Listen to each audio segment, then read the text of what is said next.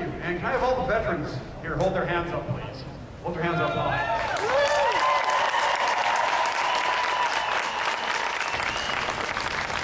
So will you please pledge allegiance to everybody with basic flag up front?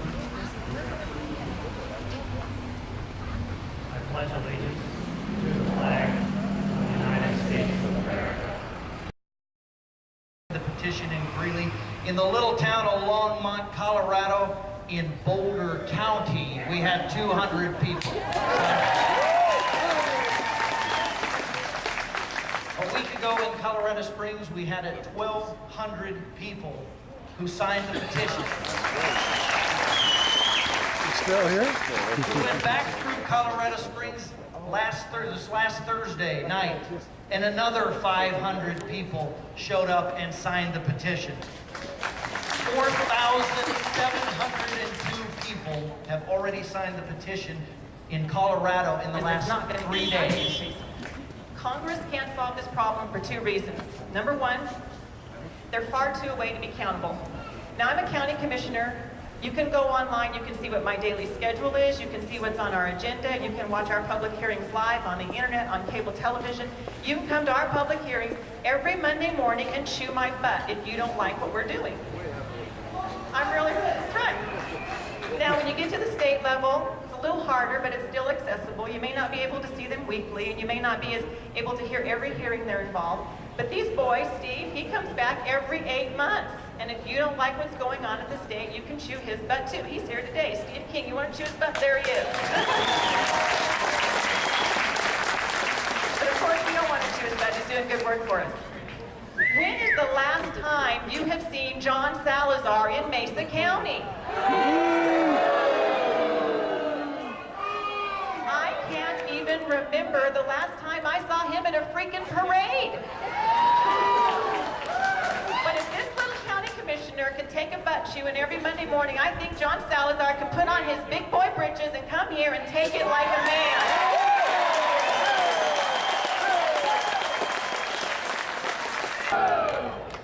He also believes in forced sterilization, forced abortion, and eugenics.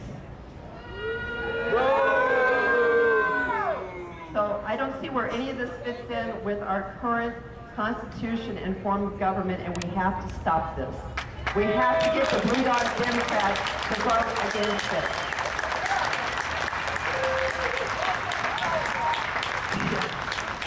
There are a few, one more person I want to mention is John Holdren, who is Obama's new science czar and climate expert. He also believes in forced abortion, birth control in the drinking water, and the legal rights of trees, and believes babies are not human until they have a few years of socialization and nourishment. Responsible health reform. David Cox, who's president of Palisades Produce. David? David!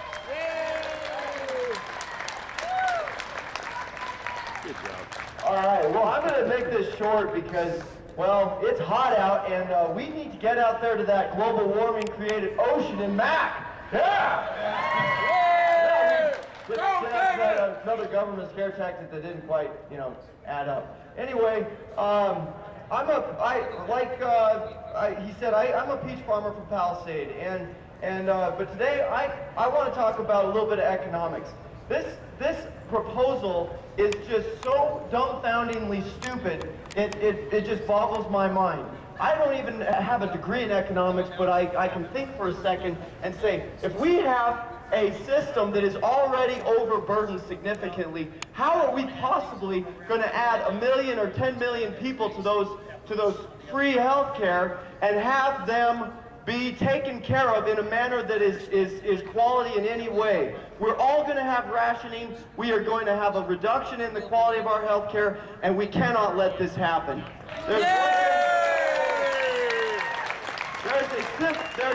There's a very simple path to failure here. If you take a system that is already overburdened and add that many people to it, it's not going to function properly. The second thing is this lie of a government option. You know, if we have a government option that's going to compete with our private insurance companies, and they have the ability to arrest and imprison those who opt out of their taxation, how is that going to, you know, compete with our private insurers? That if we don't want a private insurance, we just cancel it. We don't say, okay, well, you know, I don't want to pay my taxes, so I guess I'm just not going to. No, we have to pay our taxes, and those tax dollars are going to pay for this system that is going to screw up health care for all of us who are now already paying for the health care. So, from that standpoint, it just doesn't, you know, the government option is just a Trojan horse to usher in the single-payer socialized health system. We all know it. They're just trying to sneak it by like they've snuck so many things by us. But it's beautiful to see all of us out here today. We are concerned about our government. We want a constitutional government. Yes! We want a government that adheres to the 19 defined responsibilities that are in Section 1 of our Constitution. Yes! And like Janet Rose said, when government's local, it works. Local government is a good thing. It works. We can go in and we can say, well, dadgummit, we don't like this plan for whatever. But when it comes down to Washington, our representatives are absent. Where are they? Yay! But it's just fabulous to see all of us out here caring, wanting to return to a constitutional government, wanting to return to local government, because this is what changes things. This is how we can make a difference in our country and bring ourselves back to prosperity, back to a free market. So that's all I have to say.